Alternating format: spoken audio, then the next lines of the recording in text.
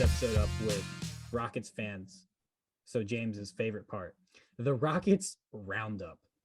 And this one, we're going to talk basically just about the implications of a potential James Harden deal going to the Sixers or just leaving the Nets in general, and what that means for the Brooklyn Nets picks, which the Rockets own.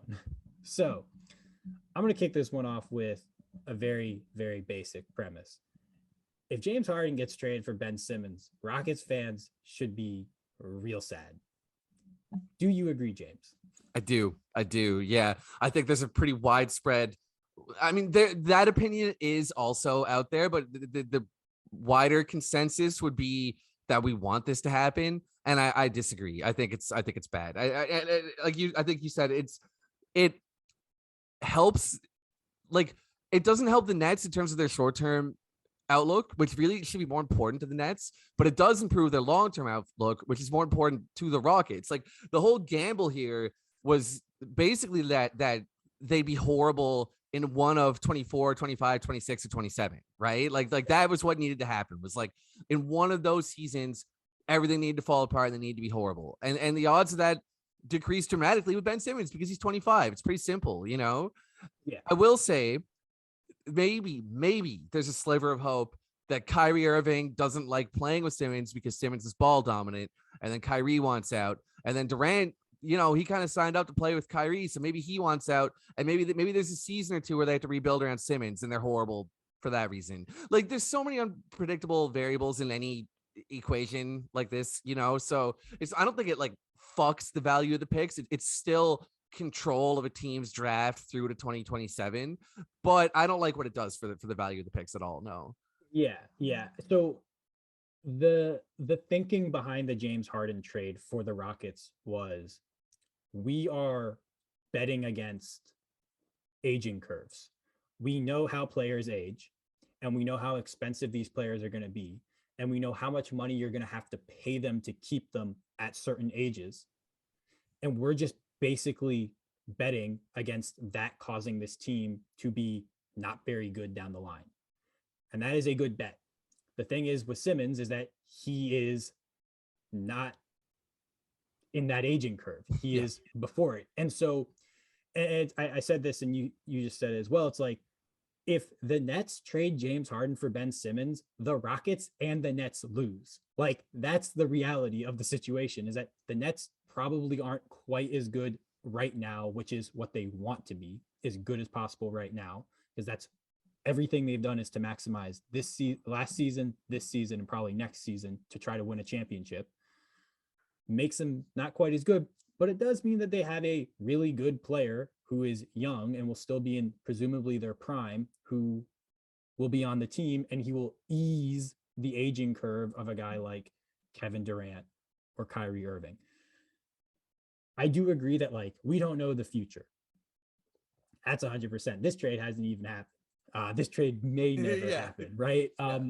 But I do think them getting Ben Simmons would really suck. Now, there's a world where, like, they don't get Ben Simmons, because if the Nets go, oh shit, James Harden is going to go to the Sixers in the offseason, do you as the Nets go, well, what if we just trade him someplace else to make that more difficult?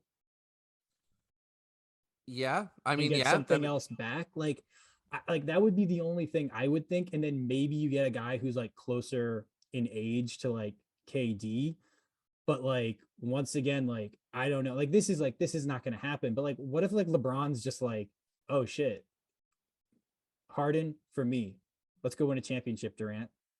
Yeah, I mean, that was my thought too. Like something, I think that's not going to happen, but like something like that. I still think that like the Simmons for Harden thing makes so much sense. We know Daryl Morey wants him. We know, like, that schematically that fit seems like it would be perfect. Like, if you imagine doing James Harden, Joel Embiid pick and rolls over and over. Oh yeah, no, absolutely.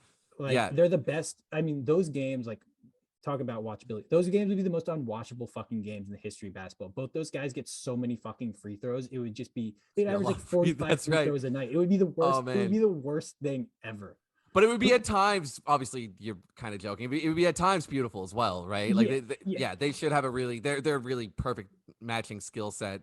What other ideas would you have for, like, suppose the Nets said, okay, well, fuck it, we're trading Harden to the Western Conference. Like, what else could be a possibility?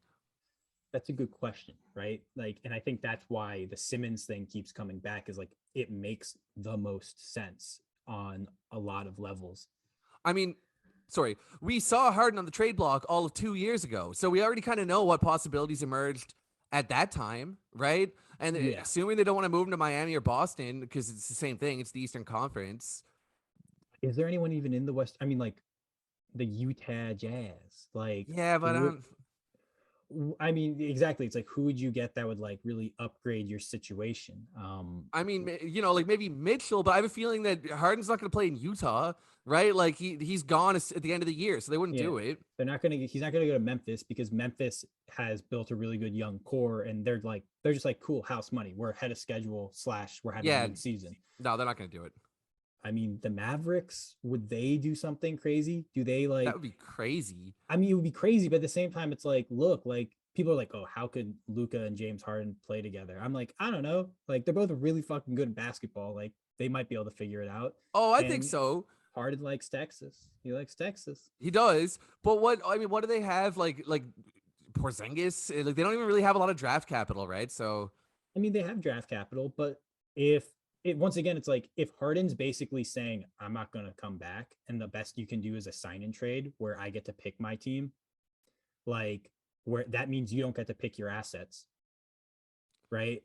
Necessarily, right? Like you get to pick the assets potentially in the sign and trade, but you don't get to pick which team you get assets from. Like Porzingis and 2 first-round picks paired with KD and Kyrie Irving, like yeah, that's not like a fucking bad team. no, it's a great team, but I might start to consider, okay, well, like if Jalen Brown's available, fuck it, I'll just take Jalen Brown, keep him in conference, and take the better return for my team. You know? Sure. But at the same time, why, like sure, like you could do that, but it's like you're still trying to win a championship this season. You still have Durant in his prime. You still presumably have Kyrie. Like, I don't think a trade happens this trade deadline. As I was saying earlier, I think it'll happen in the offseason. When you get to the offseason, everyone becomes game because it's just much easier for like teams to like refinagle their rosters. You're much more okay moving a guy in the offseason than midseason. Like, Yeah, that makes sense. I agree. I think Harden getting traded though generally is actually really bad for the Rockets because it increases the chance that they get stuff that gives not makes them better now, but like the Rockets aren't betting against them ever winning a championship. They're betting against them being a competent team in 2025. Right? Yeah, Like that's what they're exactly. betting against. So it's like there's anytime Harden moves, you're probably getting assets that make you more competent in 2025.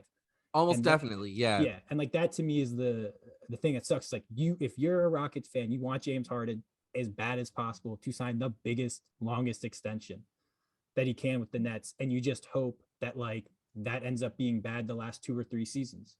Yeah, which would be, I think, pretty likely given the Yeah, way that he's kind of aging, and just like I just don't have a great feeling about his aging curve moving forward. But yeah, man, we'll it's tough. we'll It's see. tough. I want to say I agree with you. I don't think that this deadline it's very likely to happen. It's just not very likely. It's too soon. It's too, Well, it's like they need him. up until yesterday, this seemed impossible.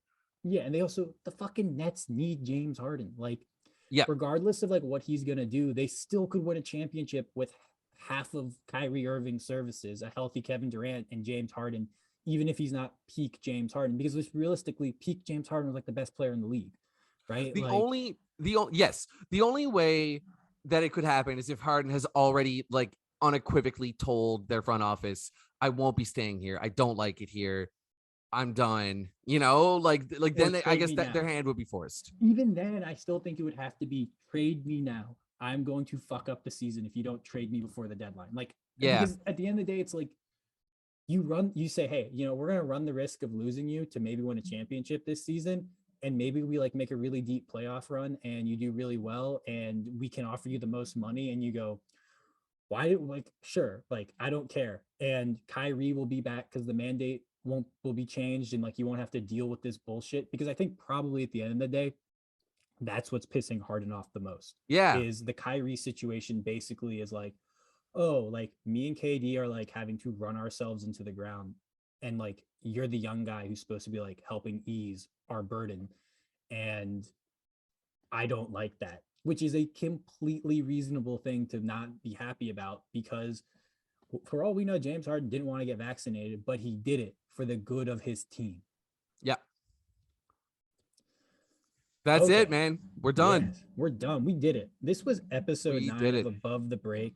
If you liked it or if you didn't like it, I really don't care. But like, review, rate, subscribe, do all the things. Maybe not in that order, maybe in that order. Check out us on YouTube at Above the Break.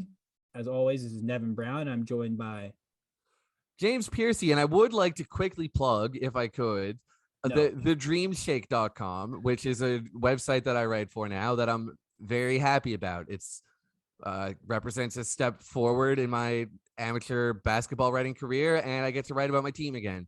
And I think we got a lot of good journalists on staff. So shout out www, that's World Wide Web, .thedreamshake.com. I have a question real quick with the Dream Shake. Yeah. How much better than Space City Scoop?